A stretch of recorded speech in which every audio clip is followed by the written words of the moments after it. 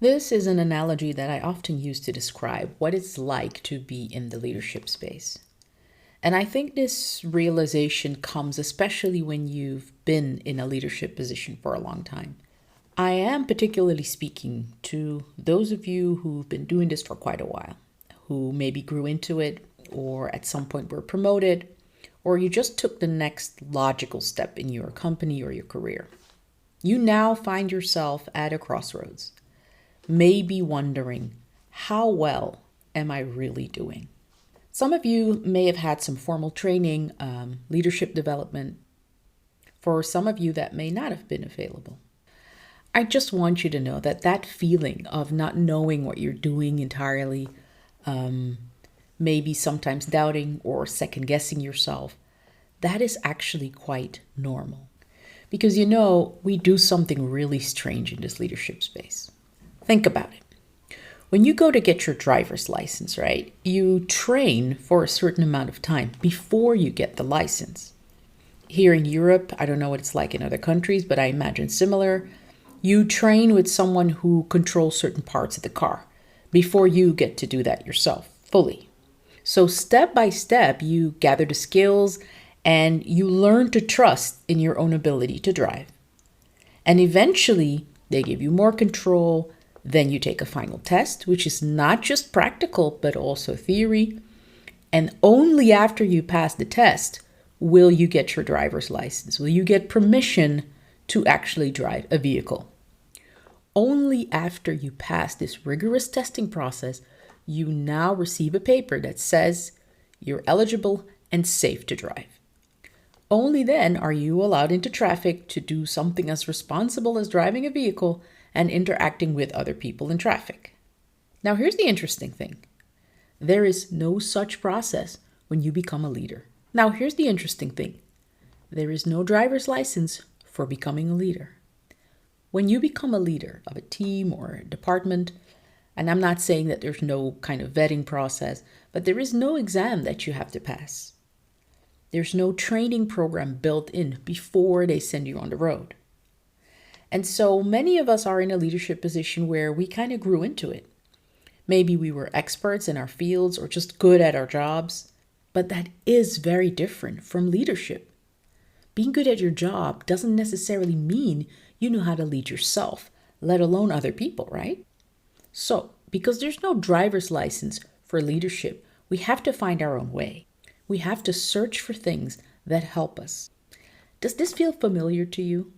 I have a story from a leadership training that nails this feeling exactly. Let me share it with you.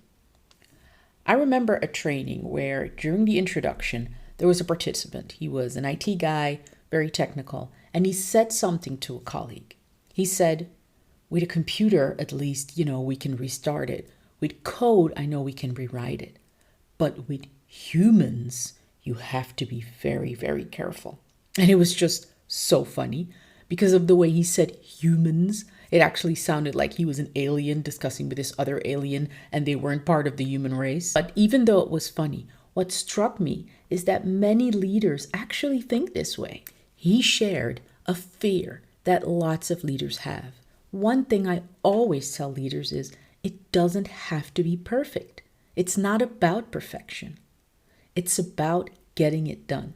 What I mean when I say getting it done, it's not about the final results or the achievements that come from your leadership. It's about doing the right things as you lead people and continuing to work at it. When it comes to human things, the things like emotions, motivations, dealing with people's fears or resistance, it's like we're on a strange planet with surroundings and surfaces and soil, even language that we don't understand, as if humans are speaking a different language. And truth be told, I think a lot of the business environments that we grew up in reinforce that with these ideas like, oh, you have to keep it professional or emotions don't belong at work. Gladly, the tides are changing. We're realizing more and more that the workplace is simply a place where humans gather to do work. And so humanity, the humanity in each of us, is something that we have to learn to work with in the workplace, especially as leaders. So if leadership isn't about perfection, that leaves the question, what is it really about? That is exactly why I choose to create these YouTube videos. Actually, it's one of the reasons why I started this channel. I want you to come here and feel seen and heard in your leadership journey. I want you to recognize that yes, leadership isn't always easy, but it doesn't have to be hard. Yes, there are no pre-scripted booklets on how to do things, even though there are tons of management books out there. And I will credit some of them. I used them. Some of those books were truly helpful in my own journey. But at the end of the day, leadership isn't just about reading books or following courses even. I support both, and I do both. Let me be clear about that. At the end of the day, though, it's also about how you make the small, practical baby steps that help you become a better version of yourself as a leader. And that's what I'm really all about. That's what I'm here for. I want to make this as practical as possible for you.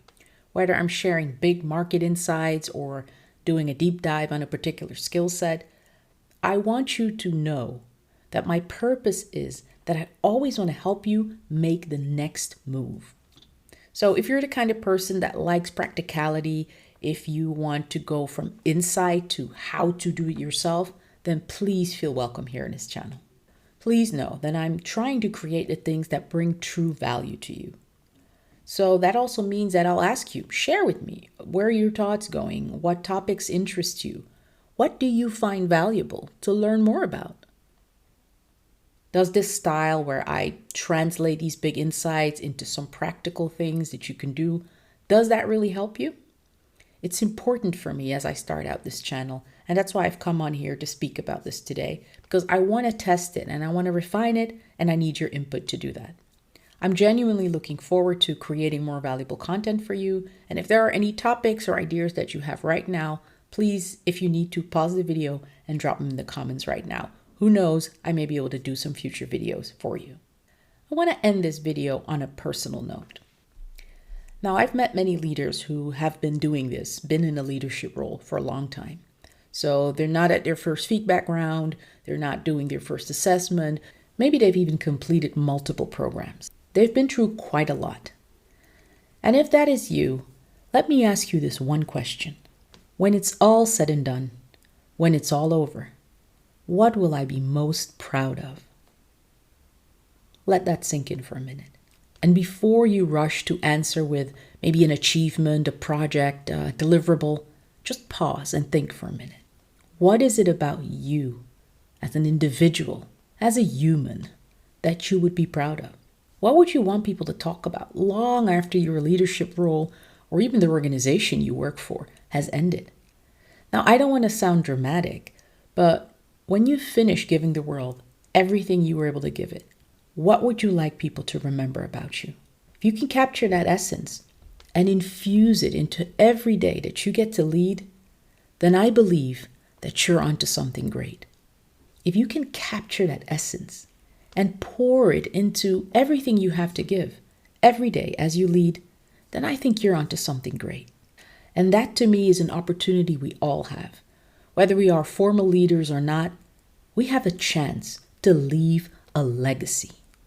So, what do you want your leadership legacy to be? Maybe that's something we can explore together in the comments. Feel free to share your ideas on it. Let me know what this brings up for you. Please also know that I'm here if you want to make your leadership legacy more concrete, whether you're nearing the end of your career or you're thinking about making a switch, maybe mid-career, just reflecting on what's next, I'm all here for it. I'd be honored to provide some insights that help you take the next step. So, thank you so much for your attention today. I hope this was truly valuable to you. Remember, keep learning, never stop growing. See you on the next one.